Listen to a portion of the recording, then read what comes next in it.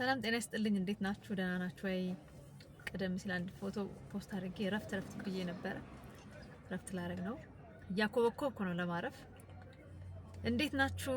ለማንኛውም እንደኔ ረፍት ያማራችሁ እና ደግሞ በቃ ወይኔ ልጆቼ እንትን አድርጌ ከዛ እንትኑ እንደዚህ ሆኖ ከዛ ያኛው ነገር እንደዚህ ሆኖ ብላችሁ የምትጠብቁ እህቶች፣ ጓደኞቼ፣ ታናናሽ እህቶቼ በሙሉ ጊዜው ማረፍ ነው። ሰውነታችን የሚነግረን ነገር በጣም መስማት አለብን።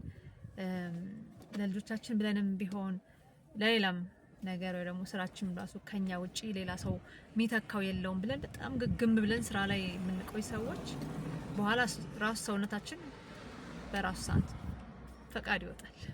ያው ዛሬ አንድ ጎረምሳ ልጄ እዚህ ትኩሳት ዞት ቁጭ ብላለች እና ይሄ ነው እንግዲህ እናቶች ስራ ስንሰራ አንድ ጓደኛዬ ምን ብላ ነበር፣ ይሄ ግን ፕሮፌሽናል መሆን ነው ወይ? በቃ እንትን አይደለንም፣ እኛ ፕሮፌሽናል አይደለንም እና ብላ ራሷን ስትወቅስ ነበረ። ምክንያቱም ልጆቿ በታመሙ ቁጥር የራሷን ቢዝነስ ነው የምትሰራው፣ ትቀራለች፣ ታረፍዳለች፣ ብዙ ነገሮች ሀፕን ያደርጉባታል። እና ኧረ በደንብ ፕሮፌሽናል ነው አልኳት።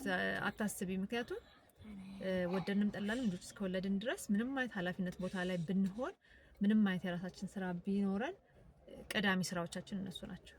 በተለይ ደግሞ ከፍ ሲሉ ራሳቸውን እስኪችሉ ድረስ ለሌላም ሰው ሰተናቸው መሄድ ብቻ ያመማቸውን ነገር መንገር እስኪችሉ ከኛ ትንሽ መላቀቅ እስኪችሉ ድረስ በቃ የነሱ ላይ የሚፈጠሩ ነገሮች ደስታቸውም፣ ሀዘናቸውም፣ ህመማቸውም ሁሉ ነገራቸው እኛን ይጎተናል። እና እንደዚህ አይነት ነገር ሲገጥማችሁ በቃ ስራዬ ላይ ወደ ኋላ ቀረው ወይ ደግሞ በቃ እንዳትሉ ወይ እንዳትከፉ ወይ ደግሞ ወደ ኋላ በፈለጋችሁት ፍጥነት የጀመራችሁት ስራ ባሄደላችሁ ተስፋ እንዳትቆርጡ። ምክንያቱም እንዲህ ነው የኛ ጉዞ፣ አንድ ወደፊት ነው፣ ሁለት ወደፊት አንድ ወደ ኋላ የሚባለው ማለት ነውና ግን በዚህም መሀል ደግሞ ያለውን ነገር እያጣጣምን የምንችለውን እያደረግን በተቻለን መጠን እየታገልን መድረስ የምንፈልገው ቦታ ላይ ለመድረስ መስራት ይኖርብናል ማለት ነው።